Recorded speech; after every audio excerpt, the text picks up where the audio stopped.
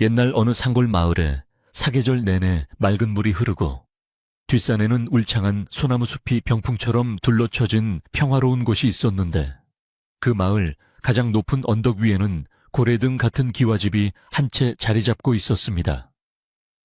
이 집은 인근 고을에서 제일 가는 부자로 소문난 최참판댁이었는데, 재물만 많은 것이 아니라 인심 또한 넉넉하여 마을 사람들 치고 이 집의 신세를 지지 않은 사람이 없을 정도로 덕망이 높은 가문이었습니다.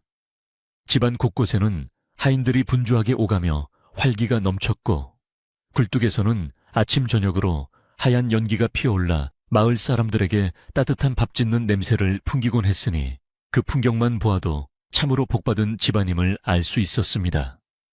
최참판 내외는 슬에 외동딸 서연 아씨를 두었는데, A씨는 비단결처럼 고운 마음씨와 달덩이 같은 얼굴을 지녀 마을 사람들 사이에서 선녀가 내려왔다는 칭송을 듣곤 했습니다.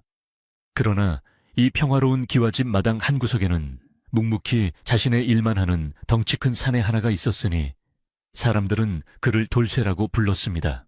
돌쇠는 본래 이 마을 사람이 아니었으나 3년 전 어느 눈보라가 휘몰아치던 밤에 이 집 대문 앞에서 쓰러진 채 발견되어 최참판의 거둠을 받은 인물이었습니다. 처음 발견되었을 때 그는 거적 하나 걸치지 못한 채 헐벗고 있었으며 온몸에는 알 수 없는 상처들이 가득하여 다들 그가 며칠을 넘기지 못하고 죽을 것이라 수군거렸습니다.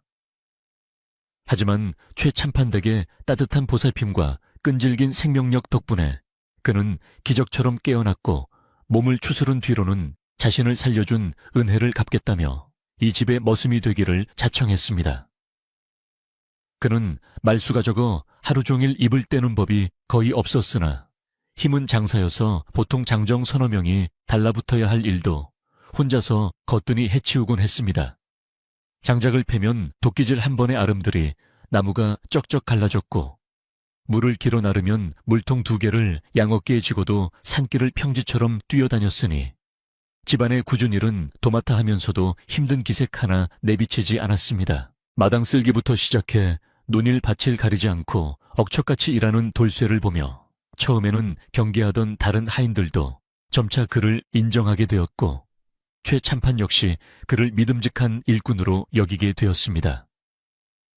하지만 돌쇠가 단순히 힘만 좋은 머슴이 아니라는 사실을 집안 사람들이 알게 된 것은 바로 작년 여름 장마철에 있었던 큰 사건 때문이었습니다.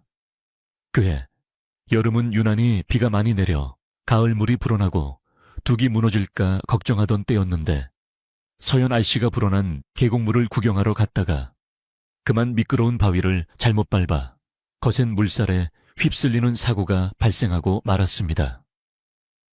A씨를 모시던 몸종들이 발을 동동 구르며 비명을 질렀으나 흙탕물이 소용돌이치며 흐르는 계곡으로 감히 뛰어들 엄두를 내는 사람은 아무도 없었습니다. 그때 어디선가 나타난 돌쇠가 망설임 없이 성난 물결 속으로 몸을 던졌는데 마치 물속을 가르는 한 마리 범고래와 같았습니다. 사람들이 숨을 죽이고 지켜보는 가운데 돌쇠는 거친 물살을 헤치고 떠내려가던 A씨를 낚아채듯 끌어안았고 바위에 부딪히고 물을 먹으면서도 끝까지 아씨를 놓지 않은 채 기어이 둑 위로 올라왔습니다. 물에 젖은 채 기절한 아씨를 품에 안고 무트로 나온 돌쇠의 몸은 바위에 긁혀 피투성이가 되어 있었으나 그는 자신의 상처는 아랑곳하지 않고 오직 아씨의 숨이 붙어 있는지만을 확인하며 거친 숨을 몰아쉬었습니다. 뒤늦게 달려온 최참판과 안방마님은 혼비백산하여 딸을 살려준 돌쇠의 손을 잡고 눈물을 흘리며 고마워했고, 마을 의원까지 불러 돌쇠의 상처를 치료하게 했습니다. 이 일이 있은 후로 돌쇠는 단순히 밥만 축내는 머슴이 아니라 주인집 귀한 딸의 생명의 은인으로 대접받게 되었으나 정작 본인은 아무 일도 없었다는 듯 다시 마당으로 돌아가 묵묵히 장작을 팰 뿐이었습니다. 그 사건 이후 서연 아씨는 돌쇠를 대하는 태도가 사뭇 달라졌는데, 전에는 그저 집안의 든든한 일꾼 정도로만 여겼다면 이제는 자신의 목숨을 구해준 은인으로서 깊은 신뢰와 남모를 애틋함을 품게 되었습니다. A씨는 맛있는 음식이 생기면 남들이 보지 않게 몸종을 시켜 돌쇠의 밥그릇에 얹어주기도 하고 겨울이 되면 몰래 솜을 두툼하게 넣은 저고리를 지어 보내기도 했는데 돌쇠는 그때마다 A씨가 계신 안채 쪽을 향해 깊이 허리를 숙여 절을 할 뿐 별다른 말은 하지 않았습니다. 돌쇠 또한 A씨가 마당을 거닐거나 외출을 할 때면 하던 일을 멈추고 멀찍이 서 그 모습을 지켜보며 혹여나 돌부리에 걸려 넘어지지는 않을까 노심초사하는 눈빛을 보내곤 했습니다. 두 사람 사이에는 말로는 표현할 수 없는 끈끈한 전기 흐르고 있었지만 양반과 규수와 천한 머슴이라는 신분의 벽이 워낙 높았기에 그 누구도 입 밖으로 그 마음을 내색하지는 못했습니다. 계절은 흘러 어느덧 찬바람이 매섭게 부는 겨울의 초입에 들어섰고 마을 앞 들판은 추수를 끝내 휑하니 비어 있었으며 산짐승들도 겨울잠을 자러 들어갔는지 산속은 고요하기만 했습니다. 최참판댁 마당에는 김장 준비로 하인들이 바쁘게 움직이고 있었는데 배추를 절이고 물을 씻느라 우물가는 쉴 새 없이 북적거렸고 돌쇠는 그 곁에서 김장독을 묻을 땅을 파느라 구슬땀을 흘리고 있었습니다. 언 땅을 파는 일은 여간 힘든 일이 아니었으나 돌쇠의 곡괭이질 한 번에 딱딱한 흙덩이가 부서져 나갔고 깊고 널찍한 구덩이가 금세 만들어지니 지나가던 행랑가범이 혀를 내두르며 칭찬을 아끼지 않았습니다. 서연 A씨는 안차의 대청마루에 앉아 그 모습을 물끄러미 바라보다가 몸종을 시켜 따뜻한 생강차 한 사발을 내어주게 했는데 돌쇠는 그 차를 받아들고는 잠시 멈칫하더니 두 손으로 공손히 감싸쥐고 단숨에 들이켰습니다. 그날 저녁 사랑채에서는 최참판이 마을 촌장과 함께 바둑을 두며 담소를 나누고 있었는데 화제는 자연스럽게 듬직한 머슴 돌쇠에 대한 이야기로 흘러갔습니다. 최참판은 돌쇠가 들어온 뒤로 집안일이 막힘없이 돌아가고 특히 지난 여름 딸아이를 구해준 일을 생각하면 그를 친자식처럼 아끼지 않을 수 없다고 말하며 허허롭게 웃었습니다. 촌장 역시 돌쇠의 우직한 성품과 남다른 기고를 칭찬하며 그런 인물이 어찌하여 정처 없이 떠돌다가 이 마을까지 오게 되었는지 그 내력이 궁금하다며 고개를 갸웃거렸습니다. 사실 돌쇠가 처음 왔을 때 그가 지니고 있던 보따리 하나가 있었는데 최참판은 그 물건을 아무도 열어보지 못하게 하고 안방 깊숙한 곳 장롱 속에 보관해 두었으니 그것이 훗날 어떤 파란을 불러올지는 아무도 짐작하지 못하고 있었습니다. 그저 지금은 성실한 일꾼이자 은인인 돌쇠가 이 집에 머물러 주는 것만으로도 다행이라 여길 뿐이었습니다. 밤이 깊어지자 하인들은 각자의 처소로 돌아가 잠을 청했고 돌쇠 역시 행랑차의 구석진 방으로 들어가 하루의 고단함을 달래려 자리에 누웠으나 쉬 잠들지 못하고 뒤척였습니다. 그는 가슴속 품 안에서 낡고해진 헝겊 조각 하나를 꺼내어 어둠 속에서 만지작거렸는데 그것은 그가 어릴 적부터 지니고 있던 유일한 혈육의 흔적이었습니다. 비록 머슴살이를 하고 있지만 그의 마음속 깊은 곳에는 알 수 없는 그리움과 풀리지 않는 의문들이 응어리져 있었고 가끔씩 꿈속에서 나타나는 화려한 기와집과 불타는 지붕의 환영이 그를 괴롭히곤 했습니다. 하지만 그는 그런 잡념이 떠오를 때마다 고개를 세차게 흔들며 자신은 그저 최참판댁의 머슴 돌쇠일 뿐이라 되뇌었고 자신을 거두어준 주인 어른과 목숨 바쳐 구한 A씨를 위해 사는 것이 지금의 도리라 다짐했습니다. 창호지 문 밖으로 들려오는 삭풍 소리가 오늘따라 더욱 구슬프게 들렸지만 돌쇠는 이내 깊은 숨을 내쉬며 눈을 감았습니다. 다음 날 아침 일찍 안채에서 서연아 씨가 채비를 서두르는 소리에 집안이 소란스러워졌는데 이는 A씨가 돌아가신 할머니의 기일을 맞아 산 너머에 있는 절에 불공을 드리러 가겠다고 나섰기 때문이었습니다. 최참판은 날씨가 춥고 눈이라도 내릴 기세라며 만류했으나 효심 깊은 아씨의 고집을 꺾을 수는 없었기에 결국 건장한 하인 몇 명과 함께 다녀오도록 허락했습니다. A씨가 감에 오르려 할 때 마당을 쓸고 있던 돌쇠가 조용히 다가와 최참판 앞에 무릎을 꿇고는 산길이 험하고 날씨가 심상치 않으니 자신이 직접 가마꾼들을 이끌고 호위하여 다녀오겠다고 청을 올렸습니다. 평소 같으면 머슴들에게 맡기고 말았을 일이지만 지난번 사고도 있었고 돌쇠만큼 믿음직한 사람이 없다는 것을 잘 아는 최참파는 흔쾌히 고개를 끄덕이며 A씨의 안전을 당부했습니다. 일행이 마을 어귀를 벗어나 산길로 접어들자 하늘은 잿빛으로 변하며 금방이라도 눈을 뿌릴 듯 잔뜩 찌푸려 있었고 바람은 칼날처럼 매섭게 불어와 옷깃을 여미게 만들었습니다. 돌쇠는 가마 앞장서서 묵묵히 길을 트며 나아갔는데 그의 손에는 굵직한 물풀의 나무 몽둥이가 들려 있었고 어깨에는 만약을 대비해 챙겨온 밧줄과 짐꾸러미가 매달려 있었습니다.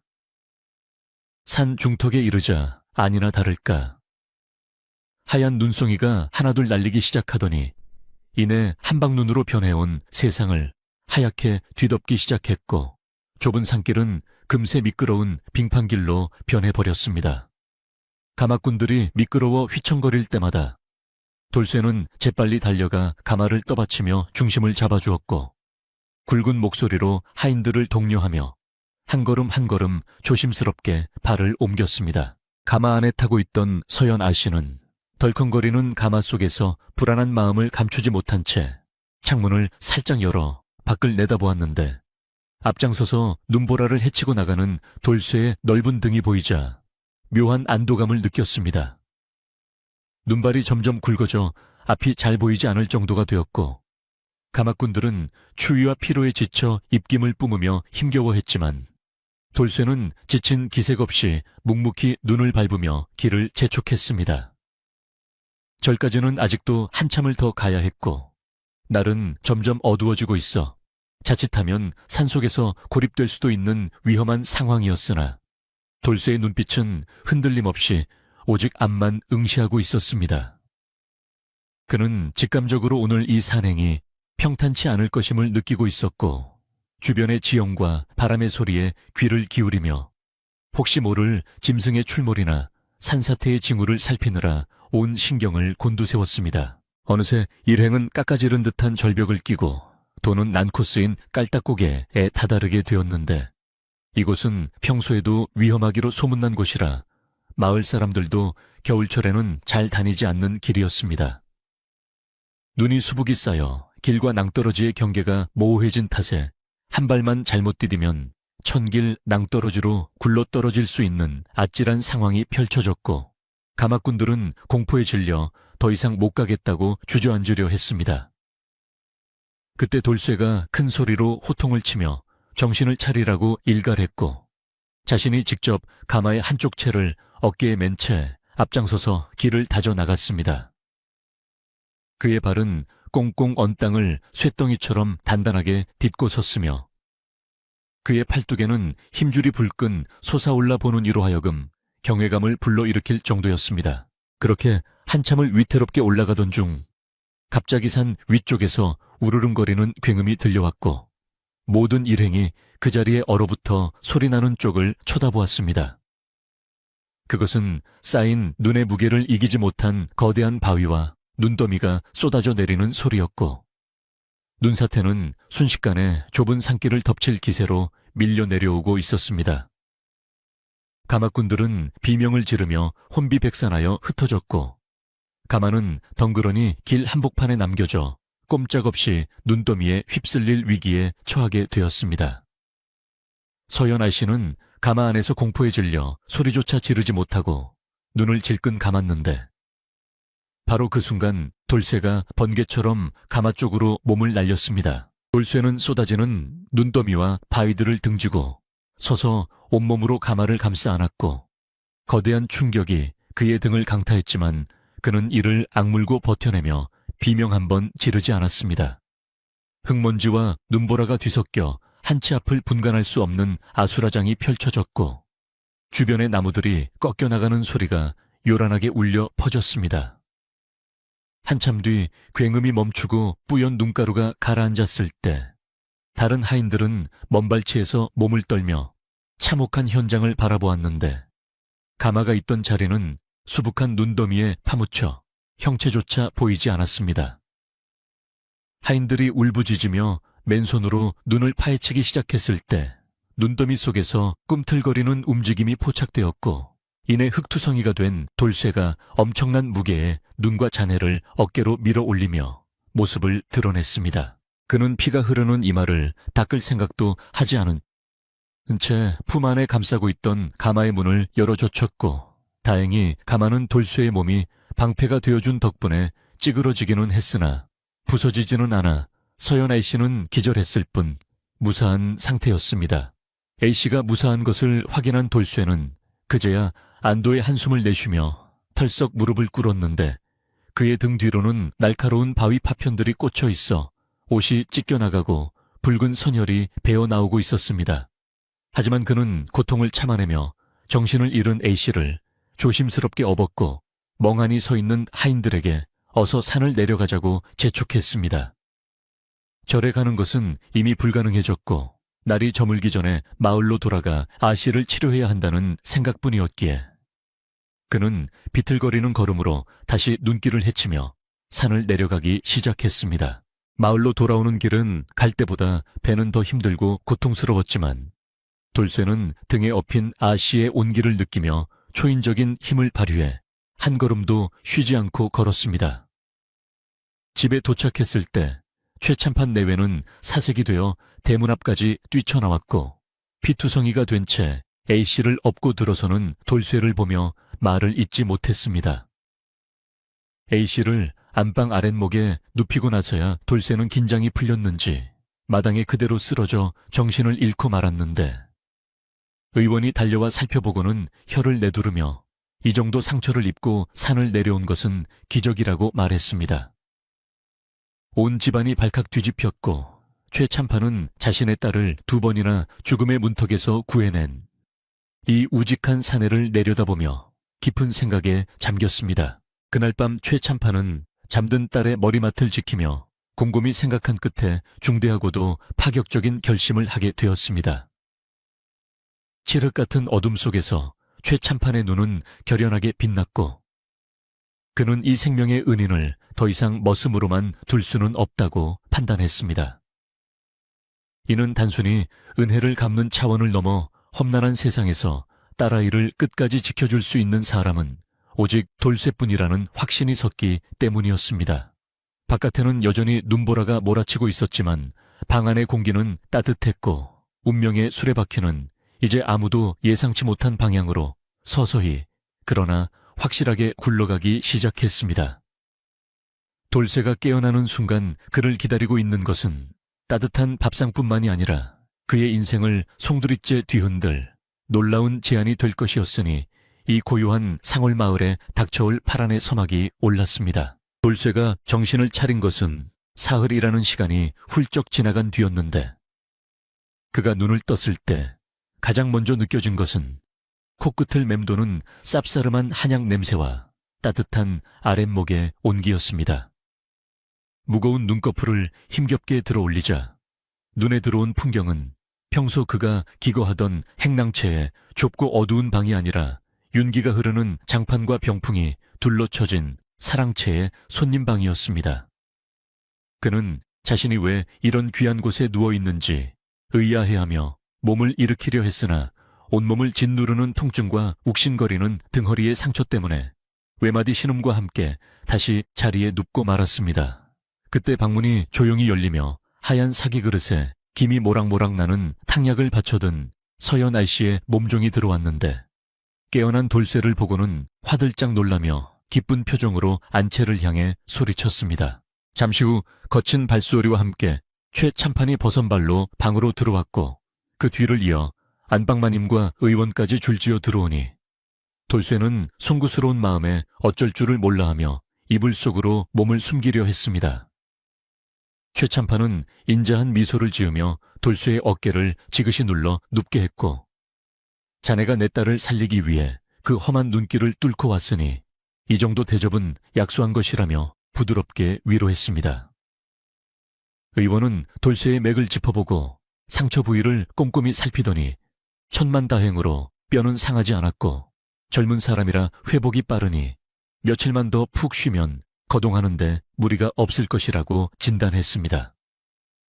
그제야 안도의 숨을 내쉰 최참판은 하인들에게 이르기를 돌쇠가 완쾌될 때까지 산삼이라도 캐어 먹일 정성으로 극진히 보살피라고 엄명을 내렸습니다. 돌쇠가 자리에서 일어나 마당을 걸을 수 있게 되기까지는 보름이 더 걸렸는데 그동안 최참판 댁의 분위기는 예전과는 사뭇 달라져 있었습니다. 하인들은 돌쇠를 대함에 있어 전처럼 함부로 하대하지 않고 어려워하는 기색이 역력했고 서연 A씨는 수시로 사랑채 근처를 서성이며 문틈으로 돌쇠의 안부를 확인하곤 했습니다. 그러던 어느 날 저녁 최참판은 몸을 추스른 돌쇠를 자신의 서재로 불렀는데 방 안에는 무거운 침묵과 함께 알 수 없는 긴장감이 감돌고 있었습니다. 최참판은 붓을 내려놓고 정좌한 뒤 돌쇠에게 자리를 권하며 그동안 마음속에 품어왔던 중대사를 꺼내기 시작했습니다. 돌쇠야, 나는 사람을 볼 때 신분이나 재물보다는 그 사람의 됨됨이와 심지를 가장 중요하게 여긴다. 너는 지난 몇 년간 우리 집에서 보여준 성실함으로 이미 내 마음을 얻었고 2번이나 내 목숨보다 귀한 딸아이를 구해주었으니 이는 하늘이 맺어준 인연이라 생각한다. 최참판의 목소리는 낮지만 단호했고 흔들림이 없었습니다. 돌쇠는 주인의 과분한 칭찬에 몸둘 바를 몰라 고개를 숙이고만 있었는데 이어지는 최참판의 말은 그를 벼락 맞은 사람처럼 굳게 만들었습니다. 내 너를 사위로 맞아들여 이 집안의 대를 잇게 하고 서연이의 평생 반려자로 삼고 싶은데 내 생각은 어떠하냐? 돌쇠는 자신의 귀를 의심하며 화들짝 놀라 바닥에 이마를 찌을 듯 엎드리며 절규하듯 말했습니다. 대감마님, 당치도 않은 말씀이십니다. 저 같은 천한 놈이 감히 A씨를 넘보다니요. 이는 가문의 명예에 먹칠을 하는 일이며 세상 사람들의 손가락질을 받을 일입니다. 거두어 주신 은혜만으로도 좋하오니 부디 그 말씀만은 거두어 주십시오. 돌쇠의 거절은 단호했으나 최참판은 이미 결심을 굳힌 듯 요지부동이었습니다. 그는 돌쇠의 손을 잡아 일으키며 세상의 이목 따위는 중요하지 않으며 오직 내 딸을 진심으로 아끼고 지켜줄 수 있는 사내 대장부는 너뿐이라는 것을 확신한다고 말했습니다. 그 시각 안채에서는 서연아 씨가 어머니인 안방만님 품에 안겨 수줍은 얼굴로 아버지의 뜻을 따르겠다는 의사를 밝히고 있었습니다. 사실 A씨의 마음속에도 이미 오래전부터 듬직하고 우직한 돌쇠가 자리 잡고 있었기에 아버지의 파격적인 결정은 놀라움보다는 오히려 기쁨으로 다가왔던 것입니다. 안방만님은 처음에는 반상의 법도가 엄연한데 어찌 머슴을 사위로 삼느냐며 반대했으나 남편의 뜻이 워낙 강경하고 딸아이의 목숨을 구해준 은인이라는 사실을 부인할 수 없어 결국 묵묵히 따르기로 마음먹었습니다. 이렇게 하여 최참판 댁의 혼사 이야기는 담장을 넘어 마을 밖으로 퍼져나가기 시작했는데 이는 고요하던 산골 마을에 거대한 파장을 불러일으키는 계기가 되었습니다. 소문은 발없는 말이 되어 천리를 간다는 말처럼 순식간에 인근 고을까지 퍼져나갔고 사람들은 모이기만 하면 최참판 댁의 기이한 혼사 이야기를 안주삼아 떠들었습니다.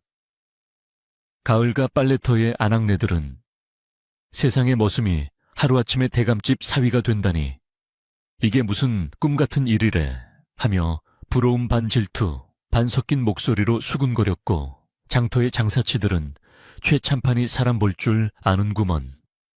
껍데기만 번지르르한 양반, 자제들보다 속 꽉 찬 돌쇠가 100번 낫지 라며 긍정적인 반응을 보이기도 했습니다. 하지만 마을 서당의 훈장을 비롯한 보수적인 양반들은 혀를 차며 말세로다 말세야. 상하의 구분이 무너지면 나라가 어지러운 법인데 최참판이 노망이 든 개지 라며 비난을 쏟아냈습니다. 그러나 세상 사람들의 수군거림보다 더 큰 문제는 집안 내부가 아니라 바로 가까운 친척들 사이에서 불거져 나오기 시작했습니다.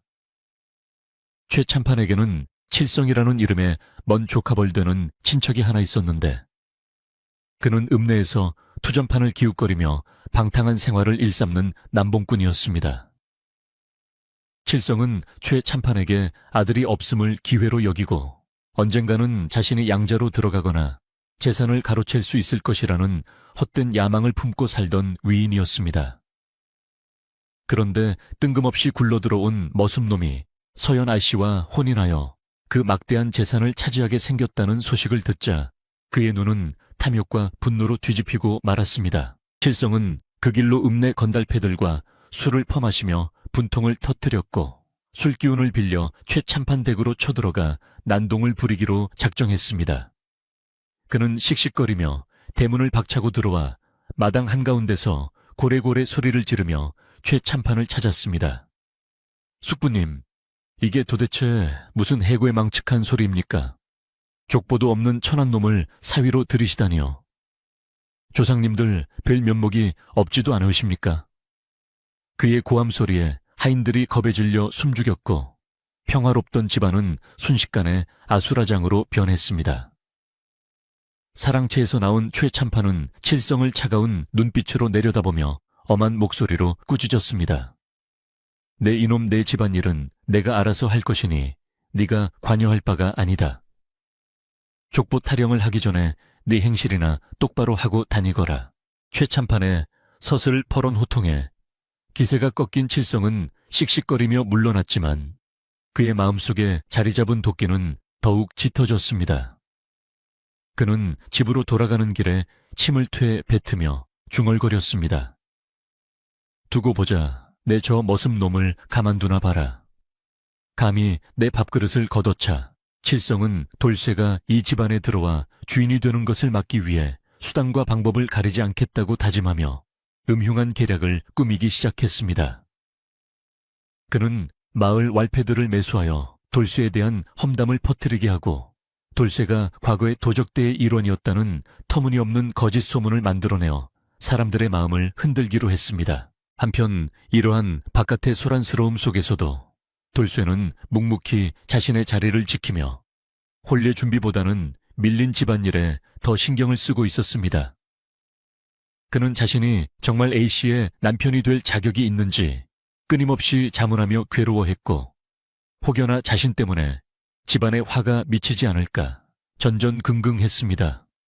어느 날 밤 달빛이 유난히 밝은 날 돌쇠는 잠을 이루지 못하고 뒤뜰 장독대 옆에 쭈그리고 앉아 한숨을 쉬고 있었는데 인기척이 느껴져 고개를 들어보니 서연 아씨를 어릴 적부터 키워온 늙은 유모가 지팡이를 짚고 서 있었습니다. 유모는 이 집안의 산증인이자 안주인보다 더 깊은 속사정을 꿰뚫고 있는 지혜로운 노인이었습니다. 유모는 돌쇠 옆에 앉아 주름진 손으로 돌쇠의 거친 손등을 토닥이며 나직한 목소리로 입을 열었습니다. 돌쇠야, 내 마음이 복잡한 것은 안다. 허나 대감마님의 눈은 틀리지 않았어. 너는 충분히 자격이 있다. 돌쇠는 울컥하는 마음에 고개를 숙였고 유모는 밤하늘의 달을 올려다보며 말을 이었습니다. 하지만 명심하거라. 큰 나무일수록 바람 잘 날이 없는 법이다. 칠성 도련님을 비롯해 내 자리를 탐내는 이들이 하이에나처럼 달려들 게야.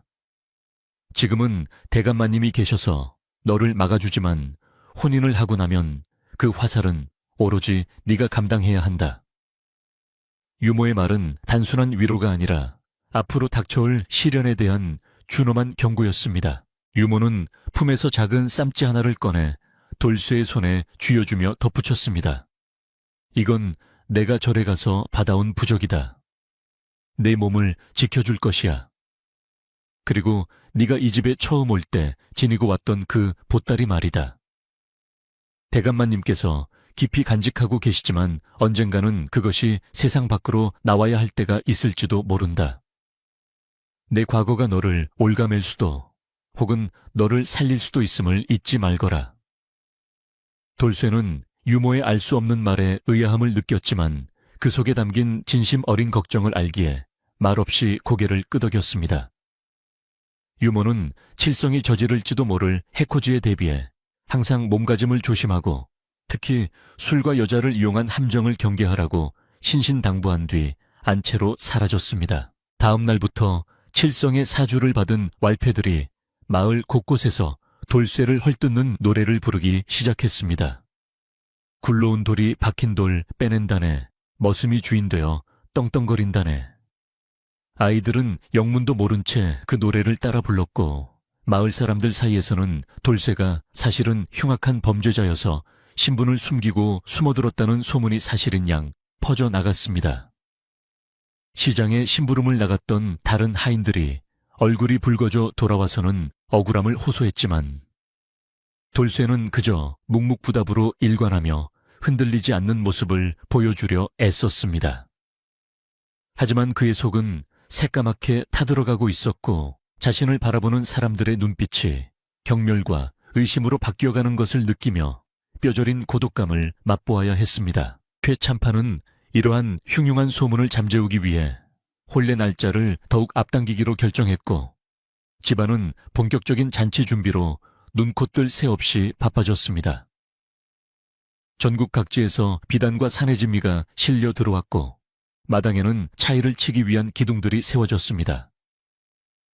돌쇠는 낮에는 여전히 마당을 쓸고 장작을 패며 머슴으로서의 본분을 다했고 밤에는 최참판에게 불려가 글을 배우고 가문을 이끄는 법도를 익히느라 코피를 쏟을 지경이었습니다.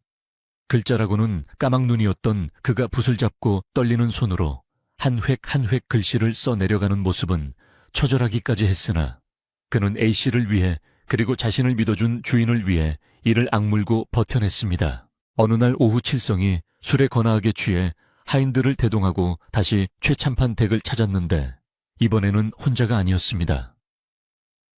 그는 마을에서 꽤나 힘 좀 쓴다는 왈패 두목을 대동하고 나타나서는 돌쇠에게 시비를 걸기 시작했습니다.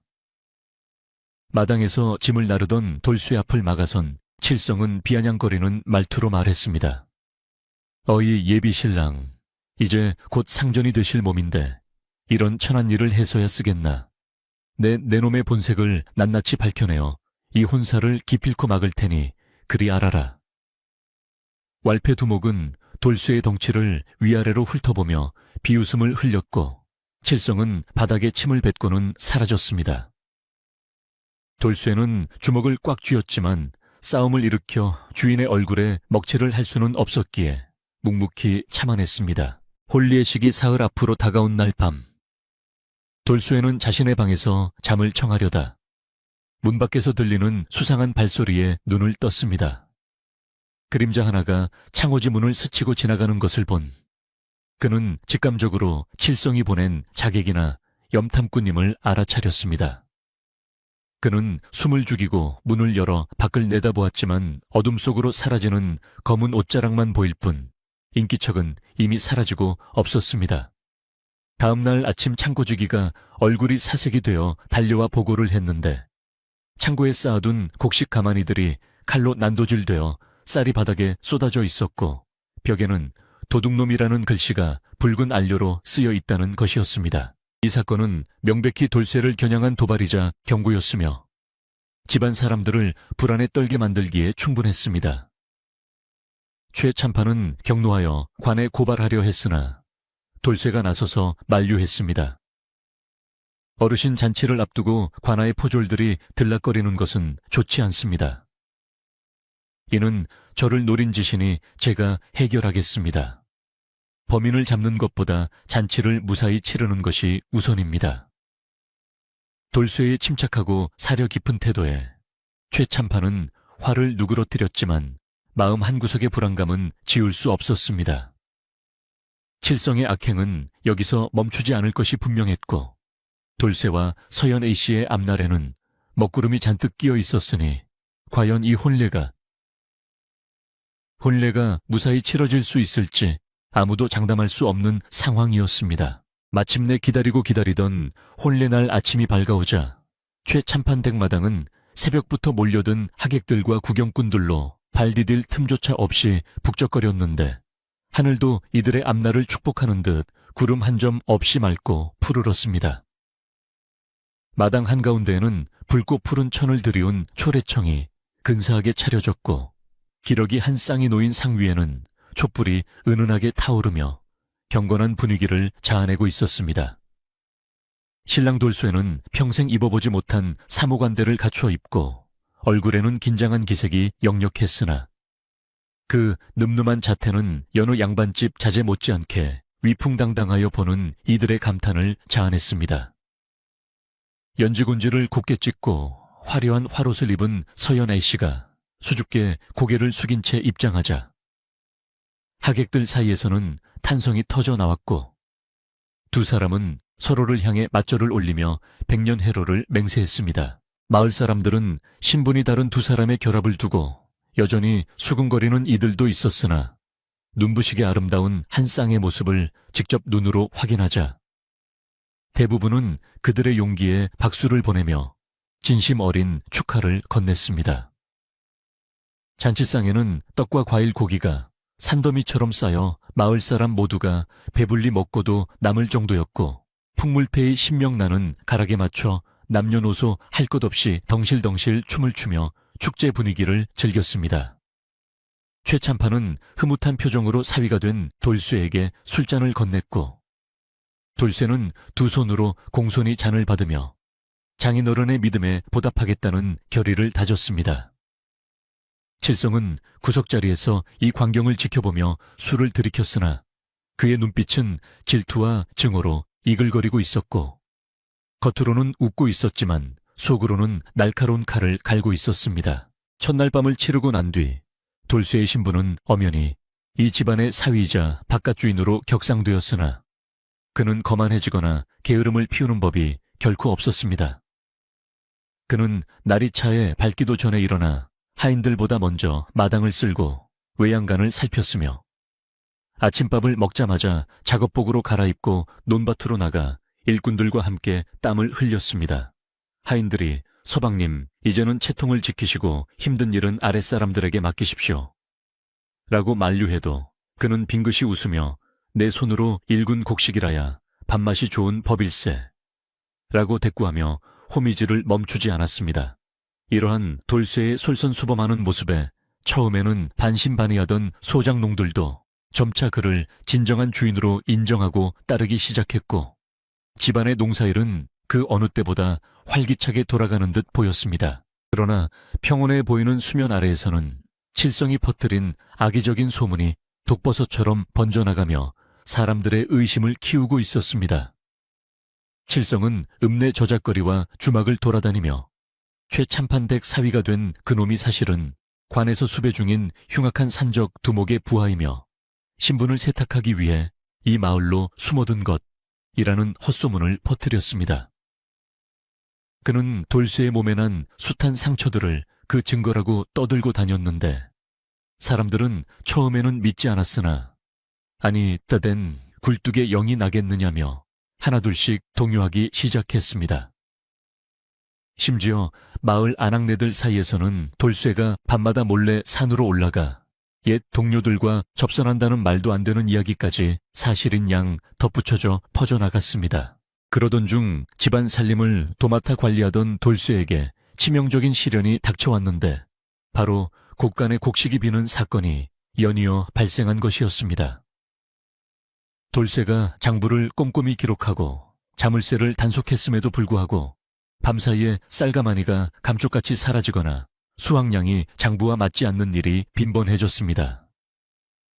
이는 칠성이 집안 내부에 불만이 있는 하인을 돈으로 매수하여 벌인 짓이었으나 겉으로 보기에는 영락없이 돌쇠가 관리를 소홀히 했거나 혹은 그가 몰래 빼돌린 것처럼 보일 수밖에 없었습니다. 칠성은 이때다 싶어 친척들을 선동하여 머슴 출신이라 셈이 흐리고 손버릇이 나빠 곳간을 축내고 있다며 최참판을 압박하기 시작했습니다. 최참판은 사위를 믿었기에 처음에는 대수롭지 않게 여겼으나 사건이 반복되고 집안 분위기가 흉흉해지자 점차 난처한 입장에 처하게 되었습니다. 하인들조차 수군거리며 돌쇠의 지시를 잘 따르지 않으려 했고 서연 A씨는 남편이 억울한 누명을 쓰고 고통받는 것을 보며 밤마다 눈물로 지새우는 날이 많아졌습니다. 돌쇠는 자신의 결백을 증명하기 위해 밤을 새워 곳간을 지키기도 했으나 범인은 마치 그를 비웃기라도 하듯 그가 자리를 비운 찰나를 틈타 또다시 물건을 훔쳐냈습니다. 돌쇠는 점차 말수가 줄어들고 얼굴에는 수심이 가득 차게 되었는데 그는 자신을 향한 사람들의 차가운 시선을 견디는 것이 육체적인 노동보다 훨씬 더 고통스럽다는 것을 뼈저리게 느끼고 있었습니다. 사태가 이 지경에 이르자 칠성은 이제 때가 무르익었다고 판단하고 최참판 댁문중 어르신들을 소집하여 돌쇠를 내쫓기 위한 공론을 벌이기로 작정했습니다. 그는 근본 없는 놈을 집안에 들여 가세가 기울고 조상의 음덕이 사라지고 있다며 목소리를 높였고 귀가 얇은 문중 어른들은 고개를 끄덕이며 동조하는 기색을 보였습니다. 며칠 뒤면 집안의 대소사를 논의하는 문중회의가 열릴 예정이었고 그 자리에서 돌쇠의 거취가 결정될 것이라는 소문이 파다하게 퍼졌습니다. 돌쇠는 자신 때문에 장인어른과 A씨가 공영에 처한 것을 괴로워하며 차라리 자신이 이 집을 떠나는 것이 모두를 위한 길이 아닐까 하는 극단적인 생각까지 하게 되었습니다. 한편 안채에서는 서연 아씨의 유모가 돌쇠가 행랑채에서 쓰던 짐들을 정리하여 안채로 옮기는 작업을 하고 있었습니다. 돌쇠가 혼인 후 사랑채로 거처를 옮기면서 그가 예전에 머슴으로 살던 방은 텅 비어 있었는데 유모는 그 방을 청소하고 남아있는 물건들을 챙기러 들어갔던 것입니다. 곰팡내 나는 좁은 방 구석구석을 쓸고 닦던 유모의 눈에 천장 선반 깊숙한 곳에 숨겨져 있던 낡은 보찜 하나가 들어왔습니다. 먼지가 수북이 쌓인 그 보찜은 돌쇠가 처음 이 집에 쓰러져 들어올 때 품에 안고 있었던 것으로 최참판이 아무도 건드리지 말라고 명했던 바로 그 물건이었습니다. 유모는 호기심과 알 수 없는 예감에 이끌려 떨리는 손으로 보찜의 먼지를 털어내고 조심스럽게 매듭을 풀기 시작했습니다. 칠성의 모함으로 돌쇠가 도둑으로 몰리고 있는 마당에 혹시라도 이 안에 그의 과거를 밝혀줄 단서가 들어있지 않을까 하는 일말의 기대감도 있었습니다. 겹겹이 쌓인 무명천을 벗겨내자 그 안에서는 뜻밖에도 고급스러운 비단 보자기와 함께 오래된 서책 한 권, 그리고 옥으로 만든 둥근 폐물이 나왔습니다. 머슴이 지니고 다니기에는 터무니없이 귀하고 값비싼 물건들이었기에 유모는 놀라 입을 다물지 못했습니다.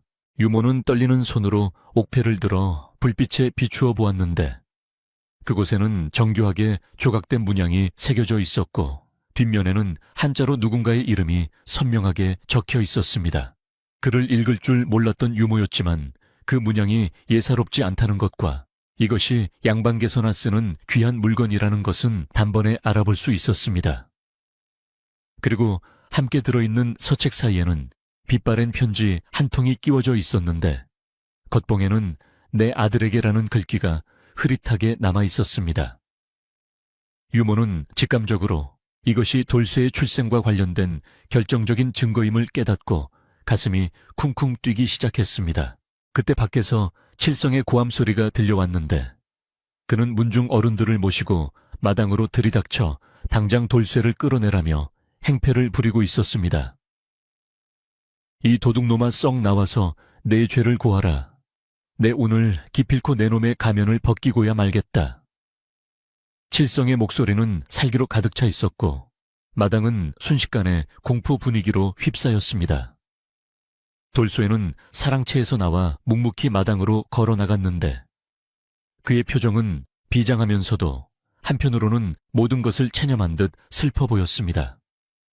최참판이 급히 나와 칠성을 막아서려 했으나 이미 흥분한 문중 사람들과 동네 구경꾼들이 몰려들어 상황을 통제하기가 어려웠습니다. 유모는 보찜을 품에 꼭 안고 방문을 열고 밖을 내다보았는데 마당 한가운데서 고개를 숙이고 죄인처럼 서 있는 돌쇠의 모습이 보였습니다.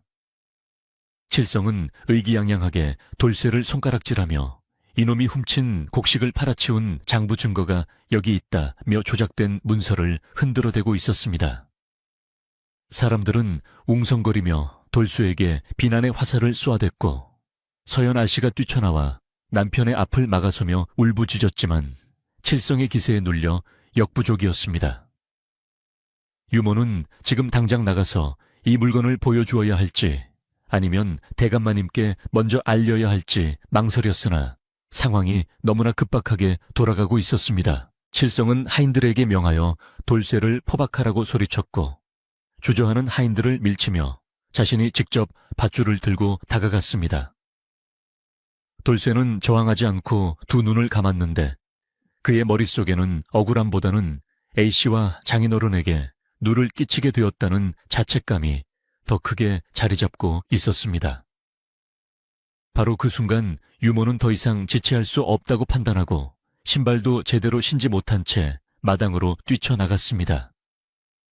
멈추시오. 다들 그 손을 멈추시오. 노구의 유모가 지르는 쩌렁쩌렁한 고함 소리에 좌중이 일순간 조용해졌고 모든 시선이 그녀에게 쏠렸습니다.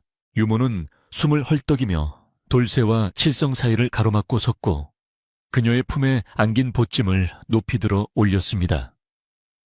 이 사람을 함부로 대하지 마시오. 이 물건을 보고도 그런 소리가 나오는지 어디 한번 봅시다. 유모의 단호한 외침에 칠성은 콧방귀를 뀌며 늙은이가 노망이 났나. 그게 뭐 대수라고 라며 비웃었으나 최참판은 유모의 손에 들린 물건을 보자 안색이 변하며 눈이 크게 뜨였습니다.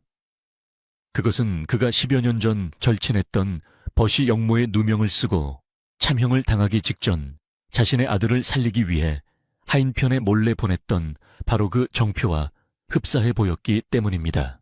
유모는 떨리는 손으로 비단 보자기에 매듭을 풀고 그 안에 있던 옥패와 서책을 마당에 깔린 멍석 위에 내려놓았습니다. 햇빛을 받은 옥패는 영롱한 초록빛을 띠며 반짝였고 그 고귀한 자태는 흙바닥과는 전혀 어울리지 않는 위엄을 뿜어내고 있었습니다. 주변에 있던 문중 어른 중 한 명이 옥패를 알아보더니 아니 이것은 임금님께서 하사하신다는 그 옥패가 아니더냐 라며 경악을 금치 못했습니다. 칠성의 얼굴에서 비웃음이 사라지고 당혹감이 스쳐 지나가는 사이 최참판은 천천히 다가와 그 물건들을 집어들고는 멍한 표정으로 돌쇠의 얼굴과 번갈아 쳐다보았습니다. 돌쇠 역시 자신의 보찜에서 나온 물건들을 보며 어리둥절한 표정을 지었는데 그는 어릴 적 기억을 잃어버려 그것이 무엇인지 정확히 알지 못했기 때문입니다. 하지만 최참판이 옥패 뒷면의 글귀를 확인하고 편지를 펼쳐 읽어 내려가기 시작하자 그의 손이 격하게 떨리기 시작했습니다. 편지에는 피눈물로 쓴 듯 단 글씨로 내 아들 기현을 자네에게 부탁하네. 훗날 억울함이 풀리면 이 아이가 우리 가문의 대를 잇게 해주게 라는 내용이 적혀 있었습니다. 최참판은 고개를 들어 눈물이 고인 눈으로 돌쇠를 바라보며 떨리는 목소리로 불렀습니다. 자네가 정말 기현이란 말인가? 내 친구의 아들이 살아있었단 말인가? 마당에 모인 사람들은 반전에 반전을 거듭하는 상황에 입을 다물지 못했고 칠성은 사태가 불리하게 돌아가는 것을 직감하고 슬금슬금 뒷걸음질 치기 시작했습니다. 유모가 찾아낸 이 낡은 보찜 하나가 돌쇠의 운명은 물론이요 이 집안 전체의 운명을 뒤바꿀 거대한 태풍의 눈이 되어버린 순간이었습니다. 이제 가려져 있던 진실의 장막이 걷히고 돌쇠는 더 이상 천한 머슴도 도둑 누명을 쓴 죄인도 아닌 잃어버린 이름을 되찾은 당당한 한 인간으로 다시 태어날 준비를 마쳤습니다. 서연 A씨는 남편의 옷자락을 잡고 감격의 눈물을 흘렸고 돌쇠는 자신의 가슴속 깊은 곳에서 뜨거운 무언가가 솟구쳐 오르는 것을 느꼈습니다. 최참판의 떨리는 목소리가 마당의 정적을 깨고 울려 퍼지자 칠흑 같은 어둠 속에 갇혀있던 진실이 비로소 세상 밖으로 고개를 내밀기 시작했습니다. 최참판이 읽어 내려가는 편지 한 구절 한 구절은 듣는 이들의 가슴을 파고들었는데 그것은 단순한 안부 편지가 아니라 죽음을 앞둔 아비가 피를 토하는 심정으로 써내려간 유서와도 같은 글이었습니다. 편지 속에는 영모라는 억울한 누명을 쓰고 가문이 멸문지화를 당할 위기에 처하자 어린 아들만이라도 살리기 위해 자신의 목숨을 바꾼 한 가장의 처절한 부정이 고스란히 담겨 있었습니다. 마당에 모인 문중 어른들은 헛기침을 하며 눈시울을 붉혔고 돌쇠를 도둑으로 몰아세우던 구경꾼들도 숙연해진 분위기에 압도되어 숨소리조차 내지 못했습니다. 최참판은 편지를 다 읽고 난 뒤 깊은 한숨을 내쉬며 옥패를 높이 들어 올려 모두가 볼 수 있게 하였는데 햇살을 받아 영롱하게 빛나는 그 옥패는 의심할 여지 없는 고귀한 신분의 증표였습니다. 이 옥패는 내 중마고이자 강직한 선비였던 김진사가 임금님께 하사받은 것이다. 그가 억울하게 세상을 떠난 뒤 멸문된 줄 알았던 그 집안의 핏줄이 바로 내 눈앞에 살아있었구나. 최참판의 목소리는 감격에 겨워매어 있었고 그는 돌쇠 아니 김진사의 아들 기현에게 다가가 와락 끌어안았습니다. 돌쇠는 얼떨떨한 표정으로 서 있다가 아버지의 옛 친구 품에 안기자 잊고 있었던 어릴 적 기억의 파편들이 주마등처럼 스쳐 지나가는 것을 느꼈습니다. 불타오르던 기와집 다급하게 자신의 손을 잡아 끌던 유모의 거친 손길, 그리고 눈보라치는 산길을 헤매다 쓰러지기 직전 들었던 아버지의 마지막 당부 목소리가 머릿속에서 되살아났습니다. 살아야 한다. 무슨 일이 있어도 살아서 훗날을 도모하거라. 그동안 머슴으로 살면서 무의식 속에 묻어두었던 그 목소리가 귓가에 생생하게 울리자 돌쇠의 눈에서는 참았던 뜨거운 눈물이 하염없이 쏟아져 내렸습니다. 그는 자신이 천한 머슴이 아니라 뼈대 있는 가문의 후손이며 죄인의 자식이 아니라 의로운 선비의 아들임을 깨닫게 되자 가슴을 짓누르던 청은망은의 무게가 일순간에 사라지는 듯한 해방감을 맛보았습니다. 상황이 이렇게 급반전되자 가장 당황한 사람은 다름 아닌 칠성이었는데 그는 얼굴이 사색이 되어 식은땀을 줄줄 흘리며 뒷걸음질 치고 있었습니다. 자신이 그토록 무시하고 짓밟으려 했던 머슴놈이 사실은 자신보다 훨씬 더 높은 가문의 자제라는 사실은 그의 자존심을 산산이 조각내기에 충분했습니다. 하지만 이대로 물러설 수 없었던 칠성은 마지막 발악이라도 하든 억지를 부리며 소리쳤습니다. 숙부님, 저것이 진짜인지 가짜인지 어찌 믿습니까? 저놈이 어디서 훔친 물건을 가지고 주인 행세를 하는 것일지도 모릅니다. 그리고 설사 양반 자식이라 한들 우리 집 곡간을 털어먹은 도둑이라는 사실은 변하지 않습니다. 칠성이 끈질긴 모함에 최참판은 분노한 표정으로 칠성을 노려보았으나 돌쇠는 조용히 눈물을 닦고 천천히 칠성 앞으로 걸어 나갔습니다. 그의 눈빛은 더 이상 주눅든 머슴의 것이 아니라 위험 있는 양반의 기품을 담고 있었기에 칠성은 저도 모르게 움찔하며 뒤로 물러섰습니다. 돌쇠는 차분하지만 힘 있는 목소리로 말했습니다. 내가 훔쳤다는 그 장부를 다시 한번 자세히 보시지요. 나는 글을 배운 지 얼마 되지 않아 필체가 서툴고 먹을 듬뿍 찍어 쓰는 버릇이 있어. 헌데 그 장부의 글씨는 너무나도 유려하고 먹의 농담이 일정하니 이는 붓을 오래 잡은 사람의 솜씨가 분명하오. 돌쇠의 예리한 지적에 문중 어른 중 한 명이 나서서 칠성의 손에 들린 장부를 빼앗아 꼼꼼히 살펴보더니 고개를 끄덕이며 동조했습니다. 과연 그렇군. 이 필체는 우리 서당 훈장님 뺨칠 정도로 능숙한 솜씨야. 막 글을 뗀 사람이 쓸 수 있는 글씨가 아니네. 사람들의 의심 어린 시선이 일제히 칠성에게 쏠리자 칠성은 당황하여 말을 더듬기 시작했습니다.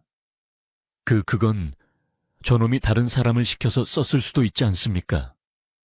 칠성의 변명은 궁색하기 짝이 없었고 이미 신뢰를 잃은 그의 말에 귀를 기울이는 사람은 아무도 없었습니다. 그때 마당 구석에서 눈치를 보며 서 있던 창고주기 하인이 갑자기 무릎을 꿇고 엎드리며 울음을 터뜨렸습니다. 대감마님, 죽을 죄를 지었습니다. 사실은 칠성 도련님께서 시키시는 대로 했을 뿐입니다. 하인의 갑작스러운 자백은 칠성에게 결정적인 타격을 입혔고 마당은 순식간에 술렁거리기 시작했습니다. 하인은 흐느끼며 칠성이 자신에게 돈을 주며 곡식을 빼돌리게 하고 장부를 조작하도록 사주했다는 사실을 낱낱이 실토했습니다. 도련님께서 이 일만 성공하면 빚을 탕감해 주시고 한미천 잡게 해 주신다고 하여 눈이 멀었습니다. 제발 목숨만은 살려주십시오. 모든 진실이 밝혀지자 칠성은 다리에 힘이 풀려 주저앉고 말았고, 분노한 마을 사람들은 그를 향해 손가락질하며 욕설을 퍼부었습니다. 천하의 몹쓸 놈 같으니라고, 제 욕심 채우려고 생사람을 잡고 집안을 망치려 들어 문중에 가장 연로하신 어르신이 지팡이를 땅에 내리치며 호통을 쳤습니다. 이놈 칠성아, 내 놈은 우리 가문의 수치다. 감히 조상의 이름을 더럽히고 집안의 화목을 깼으니 더 이상 이 문중의 사람이라 할 수 없다. 당장 짐을 싸서 이 마을을 떠나거라. 다시는 우리 눈앞에 나타나지 말아야 할 것이다. 최참판 역시 싸늘한 눈빛으로 칠성을 내려다보며 단호하게 말했습니다. 내 너를 조카로 여겨 그동안의 방탕함을 눈감아 주었건만 이제는 그 인연마저 끊어야겠구나. 관에 고발하여 죗값을 치르게 할 수도 있으나 돌아가신 형님을 봐서 내쫓는 것으로 마무리할 테니 당장 사라지거라. 칠성은 얼굴을 들 수 없는 부끄러움과 두려움에 휩싸여 아무 말도 하지 못한 채 쥐구멍이라도 찾고 싶은 심정이었습니다. 왈패들과 함께 위세등등하게 쳐들어왔던 그는 이제 비를 맞은 똥개 마냥 초라한 모습으로 사람들 사이를 기어 도망치듯 빠져나가야 했습니다. 칠성이 사라지고 난 뒤 마당에는 다시 평화가 찾아왔지만 그 공기는 이전과는 확연히 다른 종류의 것이었습니다. 사람들은 돌쇠 안이 김기현 서방님을 바라보는 눈빛에 경외심과 미안함을 담고 있었고 감히 그에게 말을 걸기도 어려워했습니다. 돌쇠는 주변을 둘러보며 깊게 숨을 들이마셨다가 내쉬며 사람들을 향해 부드럽게 미소 지었습니다. 여러분, 나는 어제나 오늘이나 똑같은 사람입니다. 옷이 바뀌고 이름이 바뀌었다 하여 내 본바탕이 변하는 것은 아니니 부디 예전처럼 편하게 대해 주십시오. 나는 여전히 이 집의 사위이자 여러분과 함께 땀 흘려 일하는 농사꾼일 뿐입니다. 돌쇠의 겸손하고 진심 어린 말에 얼어붙었던 분위기가 봄눈 녹듯 풀리며 여기저기서 안도의 한숨과 박수갈채가 터져 나왔습니다.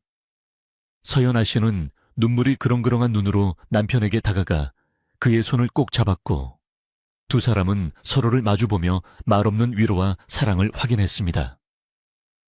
A씨는 남편이 겪었을 마음고생을 생각하니 가슴이 미어지는 듯 했으나 한편으로는 그가 훌륭한 가문의 자제라는 사실이 밝혀져 더 이상 세상의 편견에 시달리지 않아도 된다는 생각에 안도감을 느꼈습니다. 유모는 멀찌감치 서서 두 사람을 바라보며 옷고름으로 눈물을 훔쳤는데 그녀의 지혜와 용기가 없었다면 이 모든 진실은 영원히 어둠 속에 묻혔을 것이기에 그녀 역시 이 드라마의 숨은 주인공이었습니다. 최참판은 하인들에게 일러술과 고기를 내어오게 하고 마을 사람들을 위한 큰 잔치를 벌이도록 명했습니다. 오늘 우리는 잃어버린 귀한 사람을 되찾았고 집안의 우환을 털어내었으니 이보다 더 경사스러운 날이 어디 있겠느냐. 모두 마음껏 먹고 마시며 이 기쁨을 나누자꾸나. 주인 어른의 호탕한 명령에 하인들은 신이 나서 부엌으로 달려갔고 곧이어 고소한 전 부치는 냄새와 달콤한 술 냄새가 진동하며 집안은 다시 활기로 가득 찼습니다. 칠성이 뿌려놓았던 불신과 오해의 씨앗은 완전히 제거되었고 그 자리에는 더 단단한 믿음과 화합의 나무가 뿌리를 내리기 시작했습니다. 마당 한쪽에 멍석이 깔리고 술상이 차려지자 마을 사람들은 삼삼오오 둘러앉아 막걸리 잔을 기울이며 돌쇠의 기구한 운명과 칠성의 몰락을 이야기꽃으로 피웠습니다. 거참 사람 팔자 시간 문제라더니 돌쇠가 양반 자제였을 줄 누가 알았겠나. 그러게 말이야. 평소 하는 행동이 예사롭지 않다 싶더니 역시 핏줄은 못 속이는구먼. 사람들은 돌쇠의 과거를 재평가하며 그의 성실함과 우직함이 양반의 기품에서 나온 것이라 칭송하기 바빴습니다. 돌쇠는 사람들의 환대 속에서도 거만해지지 않고 일일이 술을 따르며 감사의 인사를 전했는데 그 모습이 더욱더 사람들의 마음을 사로잡았습니다. 해질 무렵이 되자 붉은 노을이 서산 마루에 걸리며 최참판댁 기와지붕을 황금빛으로 물들였고 잔치의 흥겨움은 절정에 달했습니다. 풍물패가 다시 꽹과리와 장구를 치며 신명나는 가락을 뽑아내자 사람들은 어깨춤을 추며 그동안 쌓였던 근심과 걱정을 모두 털어버렸습니다. 돌쇠는 서연 아씨와 함께 대청마루에 앉아 평화로운 마당 풍경을 바라보며 비로소 마음의 짐을 내려놓을 수 있었는데 그의 옆에 얼굴에는 고단했던 과거를 뒤로하고 새로운 미래를 맞이하는 남자의 굳건한 의지가 엿보였습니다. 이제 그에게는 지켜야 할 가문과 사랑하는 아내 그리고 자신을 믿어주는 사람들이 있었기에 더 이상 두려울 것이 없었습니다. 밤이 깊어지면서 하객들은 하나둘 집으로 돌아갔고 소란스러웠던 마당은 서서히 고요를 되찾아갔습니다. 하인들은 뒷정리를 하느라 분주히 움직였지만 그들의 표정은 고단함보다는 즐거움으로 빛나고 있었고 서로 농담을 주고받으며 웃음꽃을 피웠습니다. 돌쇠는 사랑채로 들어가기 전 잠시 뒤뜰로 발걸음을 옮겨 자신이 오랫동안 땀 흘려 일했던 장독대와 텃밭을 둘러보았습니다. 그곳에는 머슴 돌쇠로서의 추억과 양반 기현으로서의 자각이 공존하고 있었는데 그는 흙냄새를 맡으며 초심을 잃지 않겠다고 다시 한번 다짐했습니다. 그때 뒤에서 사그락거리는 발소리가 들려 돌아보니 최참판이 뒷짐을 지고 다가오고 있었는데 그의 얼굴에는 사위에 대한 무한한 신뢰와 애정이 담겨 있었습니다. 기현아, 아니, 이제는 돌쇠라는 이름이 더 편하구나. 네가 내 사위가 된 것은 내 평생 가장 잘한 일이다. 최참판의 따뜻한 말 한마디에 돌쇠는 묵묵히 고개를 숙여 존경을 표했습니다. 두 남자는 나란히 서서 달빛을 받은 마을의 풍경을 바라보았는데 그 모습이 마치 오랫동안 함께해온 부자지간처럼 다정해 보였습니다. 이제 이 집안을 위협하던 모든 먹구름은 물러갔고 내일 떠오를 태양은 그 어느 때보다 밝고 따뜻하게 이 집을 비출 것이었습니다. 돌쇠는 다시 안채로 발걸음을 옮겼는데 창호지 문 너머로 아내의 그림자가 비치자 그의 입에는 저절로 미소가 번졌습니다. 그는 방문을 열고 들어가며 마음속으로 조용히 읊조렸습니다. 이제야 비로소 진짜 나의 삶이 시작되는구나. 방 안의 촛불이 흔들리며 두 사람의 그림자를 하나로 만들었고 밤바람 소리조차 자장가처럼 부드럽게 들려오는 평온한 밤이었습니다. 거친 태풍이 휩쓸고 지나간 자리에 더욱 맑고 청명한 하늘이 열리듯 칠성의 소동이 마무리된 최참판댁에는 그 어느 때보다 따스하고 평화로운 기운이 감돌기 시작했습니다. 겨우내 얼어붙었던 대지가 녹으면서 파릇파릇한 새싹이 돋아나고 마당가의 매화나무 가지마다 팝콘처럼 하얀 꽃망울이 터지니 집안 곳곳에는 향긋한 봄내음이 가득 찼습니다. 사람들은 이제 돌쇠를 더 이상 머슴이라 부르지 않고 김서방님 혹은 기현도련님이라 불렀으나 그는 여전히 소탈한 웃음을 지으며 누구에게나 겸손하게 대했습니다. 비록 거친 무명옷 대신 정갈한 비단옷을 입고 상투를 틀어 의관을 정제했음에도 그의 손바닥에 박힌 굳은 살은 여전했기에 마을 사람들은 그를 더욱 친근하고 존경스러운 눈빛으로 바라보았습니다. 최참판댁의 살림은 돌쇠가 바깥 주인으로서 본격적으로 관리를 맡으면서부터 눈에 띄게 불어나기 시작했는데 이는 그가 단순히 장부만 들여다보는 것이 아니라 흙의 성질과 물의 흐름을 누구보다 잘 알고 있었기 때문이었습니다. 그는 새벽마다 논두렁을 돌아보며 물꼬를 트고 가뭄이 들 기미가 보이면 미리 웅덩이를 파서 대비하는 등 농사꾼으로서의 경험과 지혜를 10분 발휘했습니다. 소장농들은 탁상 공론만 하는 양반이 아니라 자신들과 똑같이 흙을 만지며 땀 흘리는 주인을 보며 감동했고 시키지 않아도 제1처럼 농사에 정성을 쏟으니 그해 가을 수확량은 예년의 2배를 훌쩍 넘길 정도였습니다. 곳간에는 쌀가마니가 천장까지 닿을 듯 쌓였고 최참판은 그런 사위를 보며 자신의 안목이 틀리지 않았음을 확인하고 허허롭게 웃음 짓는 날이 많아졌습니다. 집안의 하인들 또한 새 주인을 섬기는 데 있어 불평이나 불만은커녕 진심으로 따르고 의지하게 되었는데, 이는 돌쇠가 아랫사람들의 고충을 누구보다 잘 이해하고 보듬어 주었기 때문입니다. 그는 하인들이 아프거나 집안에 우환이 생기면 몰래 약값을 챙겨주거나 곡식을 나누어 주었고, 힘든 일이 있을 때는 팔을 걷어붙이고 나서서 도와주기를 주저하지 않았습니다. 예전에는 주인 눈치만 보며 억지로 일하던 하인들이 이제는 주인을 위해 무엇을 더 할 수 있을까 고민하며 자발적으로 움직이니 집안 분위기는 항상 활기차고 웃음소리가 끊이지 않았습니다. 행랑가범은 내 평생 이런 상전은 처음 보네. 머슴의 서름을 아는 분이라 그런지 마음 씀씀이가 부처님 가운데 토막일세. 라며 칭찬을 아끼지 않았습니다. 서연아 씨와 돌쇠의 부부 사이는 날이 갈수록 깊어지고 단단해졌는데, 두 사람은 서로를 존중하고 아끼는 마음이 남달라 마을 사람들의 부러움을 한 몸에 받았습니다. 서연 A씨는 낮에는 안살림을 알뜰히 챙기고 밤에는 남편에게 글을 가르치거나 시를 읽어주며 정서적인 교감을 나누었고, 돌쇠는 아내의 가르침을 스펀지처럼 빨아들여 학식 또한 일취월장했습니다. 가끔 달이 밝은 밤이면 두 사람은 마루에 나란히 걸터앉아 도란도란 이야기를 나누곤 했는데, 돌쇠가 투박한 말투로 들려주는 산속 이야기나 세상 돌아가는 이야기에 A씨는 까르르 웃음을 터뜨리며 행복해했습니다.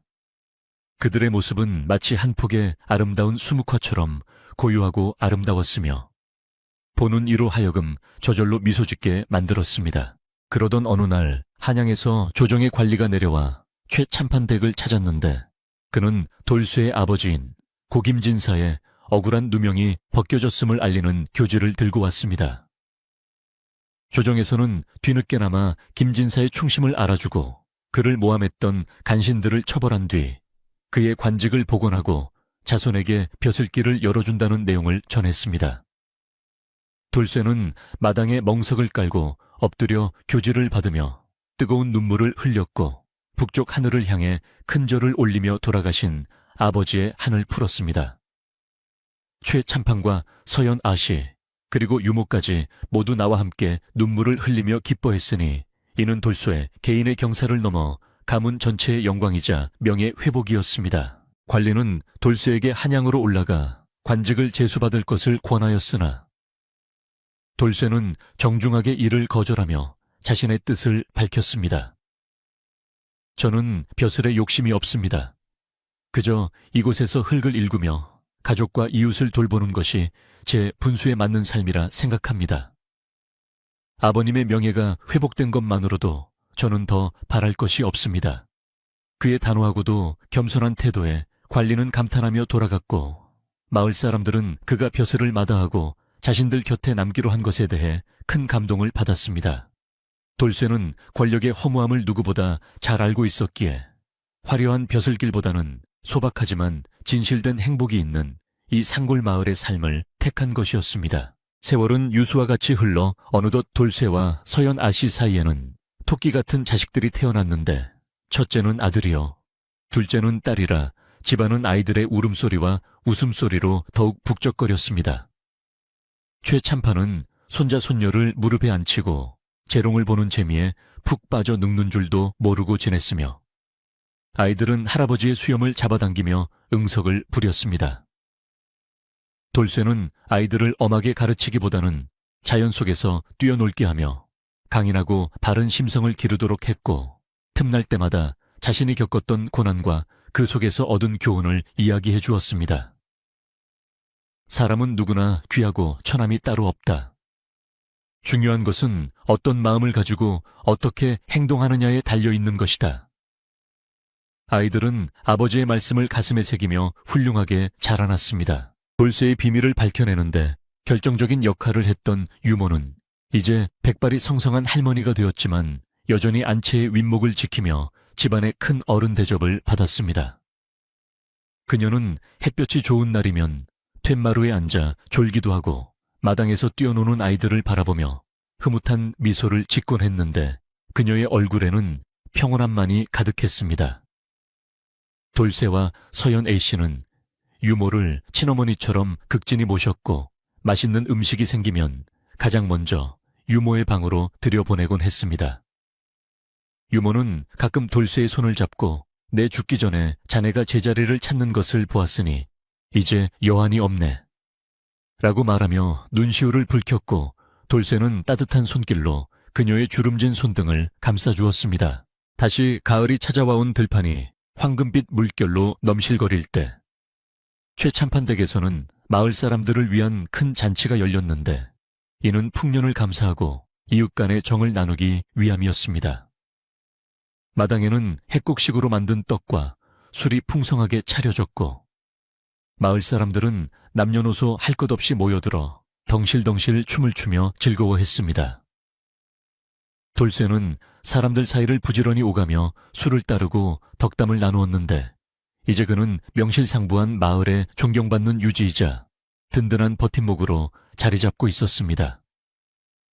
칠성이 떠난 후 마을에는 도둑이나 싸움이 사라지고 서로 돕고 나누는 미풍양속이 자리 잡았으니 이는 모두 돌쇠의 덕망과 솔선수범 덕분이라며 사람들은 입을 모아 칭송했습니다. 어느덧 해가 저물고 밤이 찾아오자 소란스러웠던 잔치는 끝나고 마을에는 깊은 정적이 내려앉았는데 하늘에는 쟁반 같은 보름달이 휘영청 떠올라 온 세상을 은은하게 비추고 있었습니다.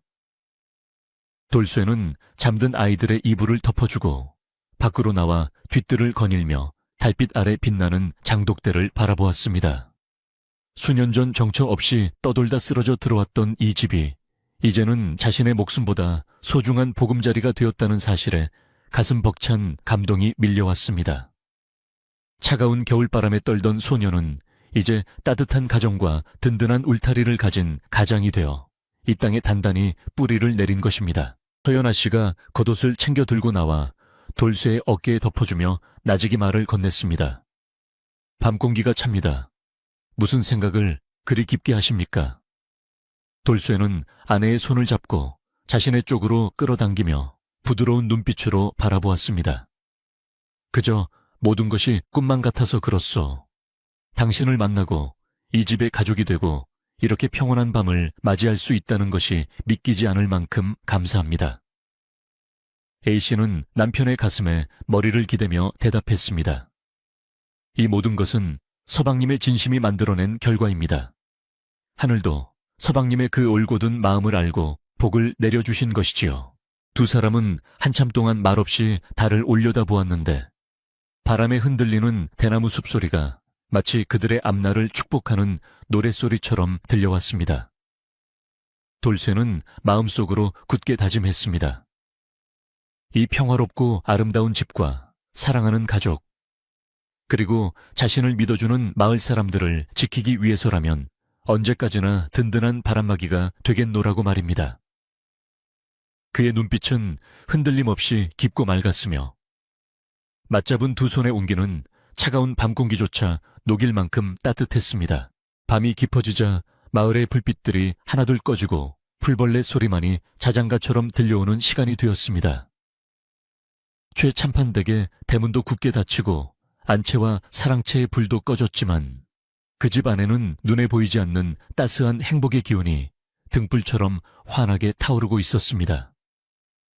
험난한 운명의 파도를 넘어 진정한 사랑과 안식을 찾은 돌쇠와 서연 아씨의 이야기는 이렇게 해피엔딩으로 마무리되었고 그들의 이야기는 오래오래 마을 사람들의 입을 통해 전해 내려오게 되었습니다.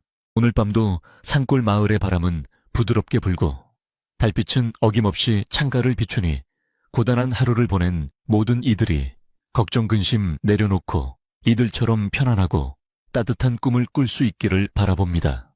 옛날 이야기는 여기서 끝을 맺고 이제는 여러분의 꿈속에서 또 다른 행복한 이야기가 피어나기를 기원합니다. 모두들 평안히 주무시기를.